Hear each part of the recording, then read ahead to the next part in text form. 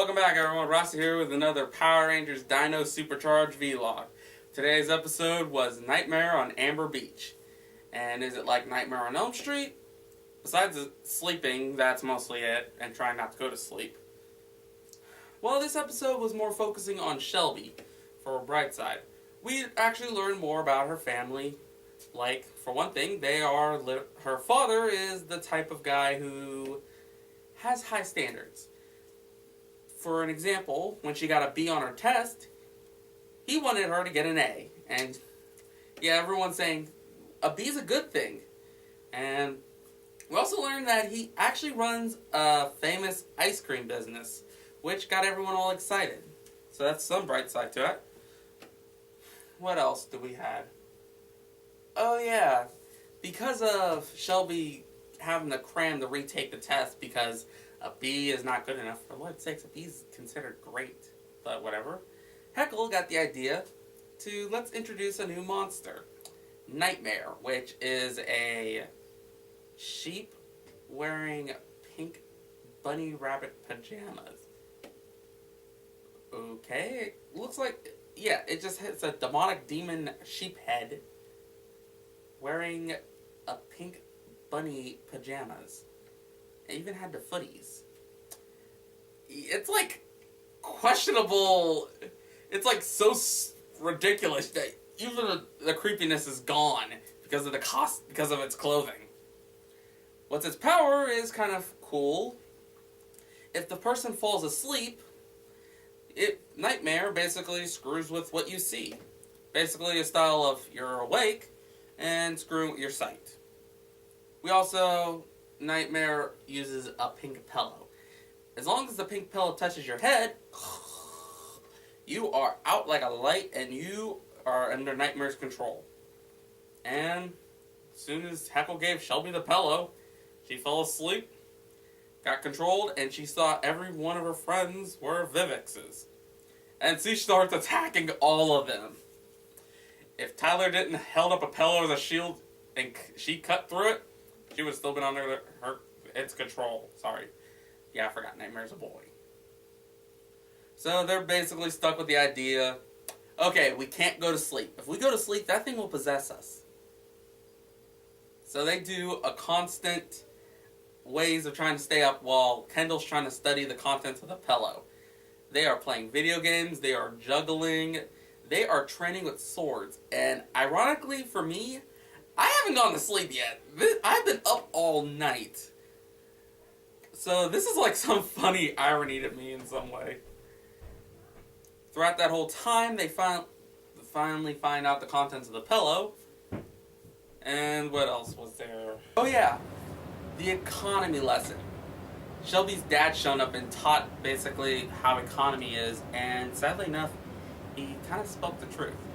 He talked about the ingredients of a hamburger, which added up to $2, made it, put 2 sparklers in it, and made a burger that was worth $6, and made $4 back. Sadly, that's how economics is when it comes to businesses. And then they learn that Heckle sent out the Vivix. And they start fighting, and then one of the things I question, they are too weak to fight it. During these times of fighting, wouldn't it be like life and death? Wouldn't adrenaline would have been kicking into your body, making you hit harder based on your adrenalines?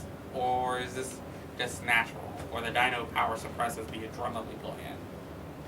Or wait a minute, doesn't the dinosaur power give you extra strength? Or you have to have a full bed rest to have the dino strength?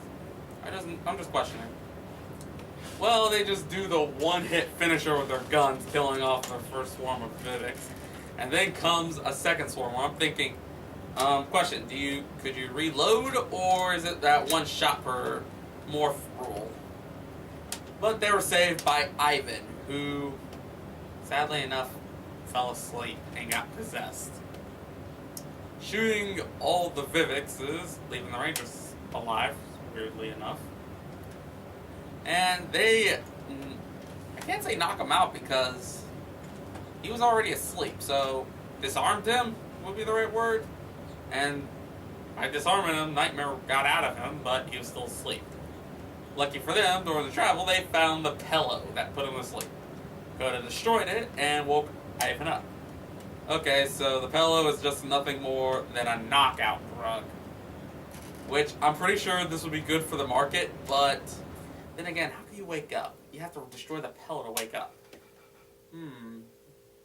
That would be a good marketing tool, though, the pillows. Whatever. Shelby needs to get to her testing, and Riley decides to take her. During a walk to the college, he explains about his life, that his family wanted him to be a cowboy, which doesn't make... I'm not understanding the farm logic, so I'm not going to judge this one. And he just said, since I didn't want to be a cowboy and told it to my family, they respect me for saying that. So they were proud of me. So, well, that's basically what he was telling her. As soon as they get up to the college, her dad appears doing the whole cheering her on to get the A, and she just start talking, saying, Dad, why if I don't want to do business? Why if I want to do fossils? He's questioning the logic while she leaves for her test.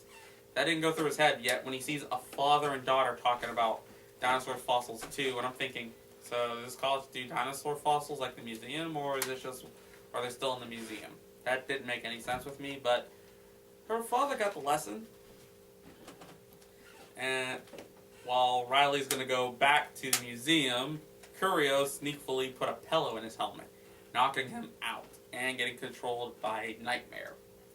And during the museum, Heckle is playing Metal Gear Solid with a pillow, sneaking up from behind, hitting him in the head with it, and they go out. Too bad Shelby was quick with the test that she sees Heckle putting out one with a pillow. And this one came in the thought of what was Heckle going to do. He was holding the pillow in his hand and telling Shelby time for her to go to sleep. I was thinking, was he going to literally lunge at her with the pillow, which would more likely be result since this is it, or use it as a projectile by throwing it at her? Which, would it work if you could beam her with the pillow? I don't know. Well, she pulled out her gun quickly, shot the pillow, waking everyone up, and revealing that Heckle is the villain as he turned in the snide and escaped. Wow, I thought Snide was supposed to be the one who wants to fight every time, yet he runs away. Okay, he just says, I'm going to look for your base. Even they were like, wait a minute, didn't he already see our base? So, at least they're sticking with continuity from the Forget Me episode. The Forgive and Forget, I mean. And then we notice that they have to go find Riley as he's about to give his Energem to Curio and Fury. But lucky for the shots fired, somehow managed to hit the pillow. They rescued Riley, and then they, with Fury and Curio running away, Nightmare escaping from Riley's body, they overkilled Nightmare. Nightmare wasn't even a fight. They just one shot killed him with Riley doing a finishing slash. It gets giant monster. They call out all 3 Megazords. And, okay, we also learned that the sword doesn't always have to be with Tyler, because Shelby starts using the sword also.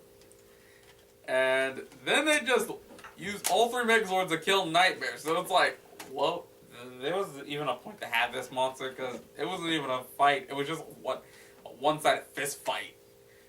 Only one Zord electrocuted it, one Zord punched it, and the main Zord slashed it. That's it. They didn't even... That was the most weakest fight I've ever seen in this series. And I thought the clip shows were bad. Those clip show episodes were bad with the monster fights. Well, after all that, Shelby's dad shows up and basically tells her about his dreams, what he wanted to do. He wanted to run a business, which he explained from his lemonade stand to the ice cream business that he enjoyed. He did want to push the business on her and said, you can follow your dream, be a dinosaur study. Funny enough, he said this after she was being a tour guide in the dinosaur exhibit. So what, did Kendall give Shelby a promotion from working at the diner, or was something up? I don't get that logic. But whatever. He let her do whatever she wants, and she only asked for one thing right now in return. Besides that he's proud of her. And it was a dinosaur ice cream cake, which they all got excited to eat. How I felt about this episode? like I said, the lessons were there. I kind of like the fact that that Shelby wanted to achieve her goal, and her father was willing to accept it after he had to step back and look at the bigger picture.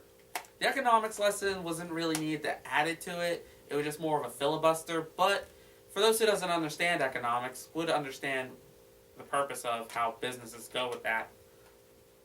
And my complaints on the monster, that was the most lamest thing ever with that monster.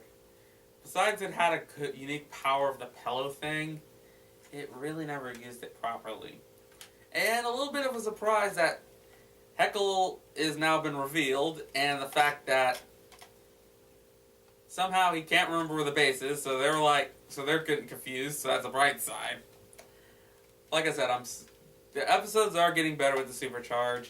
And also, for those who are not paying attention, I did look up and saw what the next Power Ranger series is after Supercharge.